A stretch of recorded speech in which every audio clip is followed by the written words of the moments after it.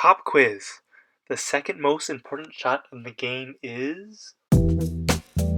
That's right, we're not pulling any punches today. If this shot's not a weapon for you, you're missing out.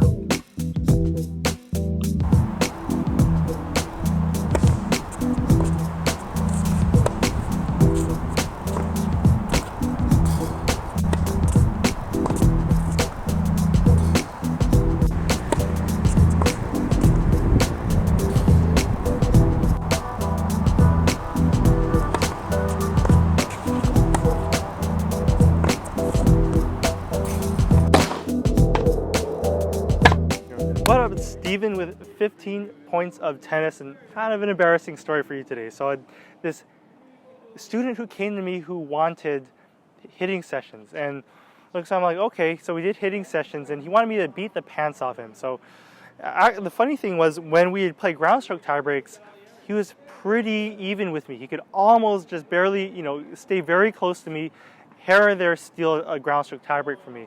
But when we played serving points, like matches, completely different story. The return and serve change everything. And after about 10 matches, literally, I'd beat him like 0-1, 2-0, 1-1 every time. And I added up all the games. 39 out of 41 times I had broken serve. And so, okay, one of the reasons he kept hitting the same serve to my backhand every single time, my backhand return, is my best shot by far.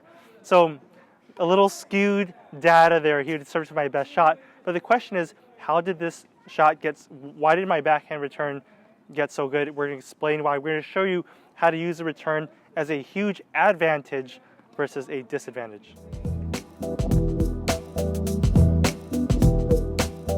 All right, so we're going to talk about two different returns. All right, now, and then we're also going to talk about what return style is best for you, because it depends on your skill set, on what you like to do on your play style. What I'm going to talk to you about first is called the volley style return. And I call it the volley style return because in many cases, especially if you're playing a big server, a volley and a return, there's no difference between them on the footwork or anything. Because literally, you're just hitting a low split and the ball's coming so fast, it's almost like a volley. Now, look, it depends what level you're playing at. If you're playing at, if you're like a more beginner level, then we're going to talk about the ground stroke style return in a few minutes, okay? But a volley style return, the ball comes so fast, you don't have time to turn and take all these small steps and hit. You're going to be late on the ball. You're going to get jammed. All you have time for, just like a volley. So if I was hitting a volley, not going to take all these steps in volley. I'm going to hit a low split, have one strong push, boom, and volley, or one strong push, boom, volley, right? And that's the same as the return. I'm going to keep the racket really short. I'm going to have just a quick unit turn and a pop, right? So same with my backhand. Just like you saw in all the demos and the videos, it's just a strong split, hair low, turn, bang, pop, right here. It's the exact same as a volley, right? My posture is good. My racket is short. I keep it strong and I keep it tight, right? I stop it right at contact to focus the energy, and so I'm strong, right? So boom, turn, pa, right?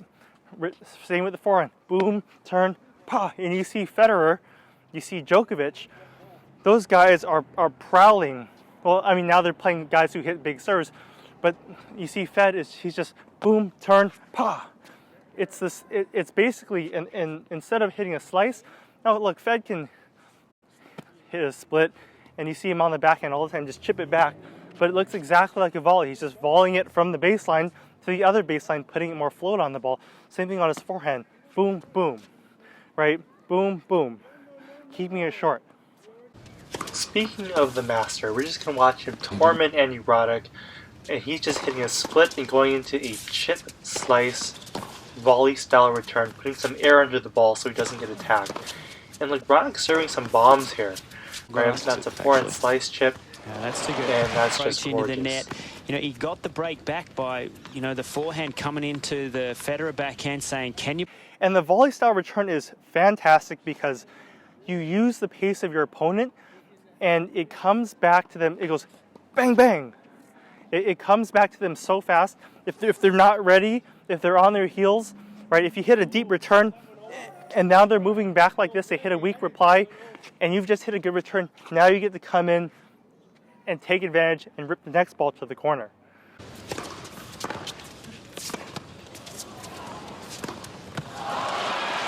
Now here's a slow-mo of me doing the volley style return, because that's just what I do. And you're going to see in slow-mo just a split into a jump. And that's really all it is. It's very simple.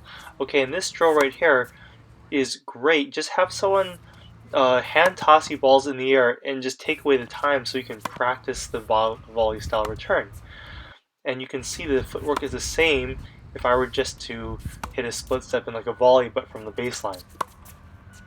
Now please don't do this. When you hit a volley style return, there's only jumping, there's no running. Again, no running. I actually see this all the time. Now here's the backhand side, and guys, I only enhance speed in between shots. So yes, this is a very quick movement I'm making to my backhand side. And speaking more generally about the return, like most important thing, make sure you're hitting your split step when your opponent hits the ball. That way you can push up and into the ball. If you're standing straight up, you have no push. Look, this requires a lot of leg strength, which compared to Djokovic, I don't have much leg strength.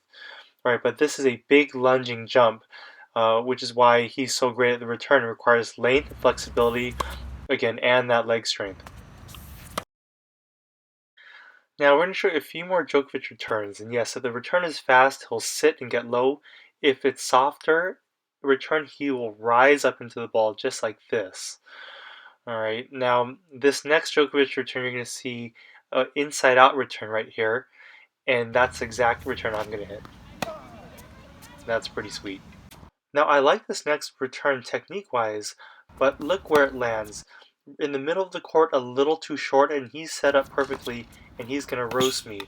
Okay, so you gotta get that return deep if you're hitting up the middle.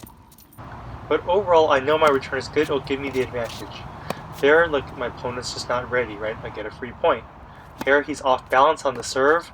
Look, he's off balance on the serve. I get to the advantage, I win the point. On this next one, he doesn't recover. I'd redirect it up the line. Okay? I get the advantage again. Easy put away. On this one, I get it deep. Nothing he can do, he's moving backwards. Dead meat.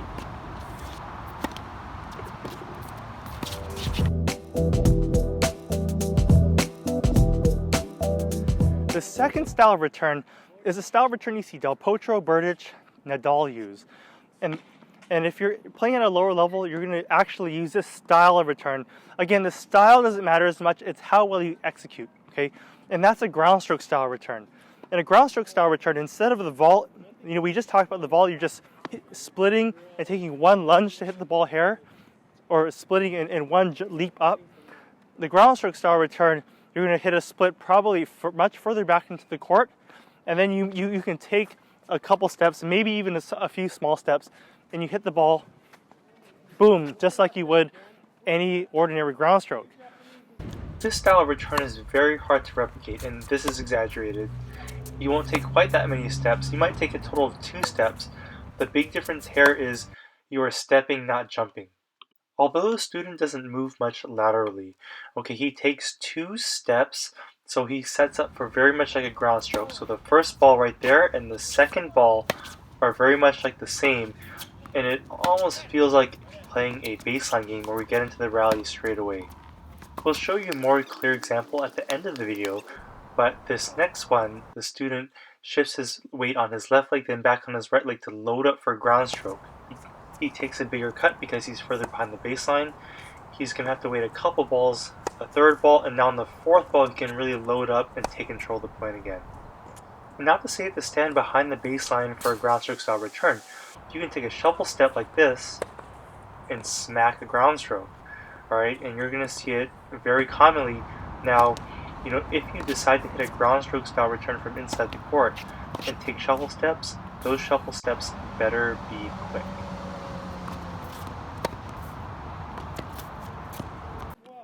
So, not too exciting, huh? But no, we'll show you why it's powerful and can be useful And a lot of times you're trying to hit the ball high and deep because you're back in the court, trying to hit the ball high and deep to reestablish yourself in the point. Because when you're playing someone with a good serve, just to get the ball back in and deep and neutralize the point is a fantastic return. Okay, now returning inside the court on that volley style, like I talked about, look how far I'm standing inside the court. It's a double-edged sword. If I shank a return or hit a weak reply, look where I'm standing. I'm standing in no man's land. I'm going to get roasted. And this is what we call close combat, right? But if I'm standing way back here, you see all the space between the baseline and I shank a return, it lands a little short, I can still get back and play defense and have a good chance of being back in the point. And there's more margin, right? So it depends how much risk you're willing to tolerate on your different strokes. On the pro level, like any bad shot is toast, but we're not pros by any means, and so he gets a little tough for me to hit an approach winner. He's able to hit the passing shot. Same with this one. He just gets the ball in with a little bit of height. I don't do quite enough with approach. He gets a second chance, unfortunately, and he makes that tough shot. Now, the question is, what's right for you? All right. Now, I would say it depends what level you're playing at as well. If you're a really tall player, let's say you're Juan Martín del Potro, let's say you're Ivo Karlovic, right? The worst thing you could do is stand inside the court because you're so tall and lanky, you don't have, boom, a quick first step. You don't have a quick first step. Usain Bolt is not the fastest guy after the first 40 meters. It's actually some small short guy, right? Because he doesn't have that, 20 meter, 30 meter burst of acceleration. Usain Bolt's going to win the 100 meter, obviously, because he's Usain Bolt, and once he picks up speed, he's going to get there quickly. So that's why you never see, Delpo and Berdych. Well, Nadal, we'll talk about Nadal in a sec. Okay, but you never see those guys in there. Also, they're susceptible. They're so tall and long. Very susceptible to getting jammed into the body and then getting picked off the other way if their opponent rips it the other way. So a lot of times, Del Potro, Berdych, you're more back here, and once they get their momentum going, they can take these huge, 6'6", 6'7" steps and get to the ball, and they have more leverage when they hit. They can hit a huge ball from back there. That's the right return style for them.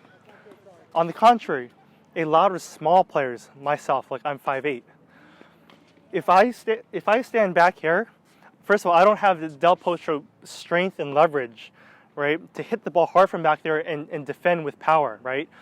If someone pulls me out wide here, first of all, imagine someone hitting a slicer out wide. That ball's continuing to spin, spin, spin. The longer the ball's in the air and spinning, it's just going to pull me wider and wider and wider. As a small guy, I'm going to get roasted. So as a small guy, what? I need to be inside the court. And every time I return, even first serve, I'm on the baseline. Second serve, I'm a couple feet inside the baseline. Because, again, I have a pretty quick first step as a small guy. I'm very compact, especially with two hands. I'm very hard to jam a small guy, right? In one first step, bang, I can get there. Now, I can still get aced. Now, it's still ace. If someone rips it to the corner at 120 miles an hour, would ace anybody, okay? But that's a return style I like. And especially for second serves, puts a lot of pressure on my opponent. Think about boxing, right? If you're a short guy, with stubby little arms, right?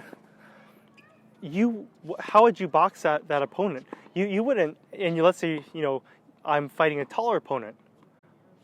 I wouldn't stand far back here because while my short little stubby arms although they're fast and quick, the tall guy with the lanky arms go boing and just smack me in the head, right?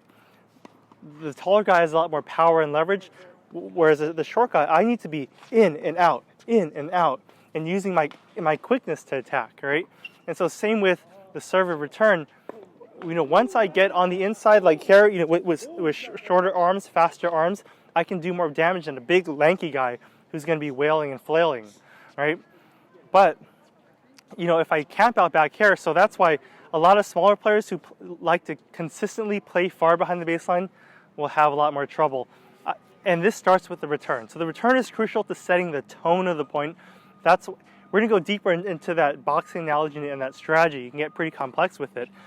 But the reason why I want to introduce this to you in this video in particular is a return sets the tone for the point. If you get behind the point, or if you get off on a bad foot in the point, just because strategically you're not suiting it for how you play, you could be in big trouble. As we expected from Nadal, he's going to run backwards to hit a heavy topspin ground stroke style return to create time. Alright, and it's very hard to attack, so Federer has trouble really gaining the advantage at that point, and sometimes Rafa even sends it back with interest. Now, why doesn't Federer just come in? Well, what we know is that the ground stroke style return, Nadal can load it up big time, forehand or backhand. When Fed does make his first serve, he forces Nadal to hit a volley style return, which keeps the pace of the rally to Fed's liking, which we all know is fast-paced play. Now, I know this is like a recap for you guys. Now we're just gonna watch Fed hit a few more volley style returns, but I hope you can see the clash of the styles. Right now in this one, Fed hits a good volley style return. He's squeezing Nadal for time, which is how he applies pressure on Nadal, who's trying to create time. Now, of course, to recap, a bad volley style return leaves you susceptible to attack. But you can do this as well. So like whether it's a ground stroke style return there or a volley style return there, you have to play to your strengths, but you'll use both, to be honest. Right? So it's not just one or the other, it's all dependent on the situation. For volley style return like that, just stand further in. You can do whatever you want based on how you feel, and of course mix it up to give your opponent different looks. Alright, as for me with the two-hander, I'm going to stick to the volley style, just because I don't want to be running around way behind the baseline with short stubby arms with a two-hander. So thanks so much for watching, a little bit longer this time. Alright, I hope this video helps, and leave me a comment if it did, okay? Volley style versus ground stroke style, and share this video if you can, okay, with a doubles partner, someone who is in need of return help. Alright, thanks so much, hit that subscribe button, and we'll see you guys on the next video.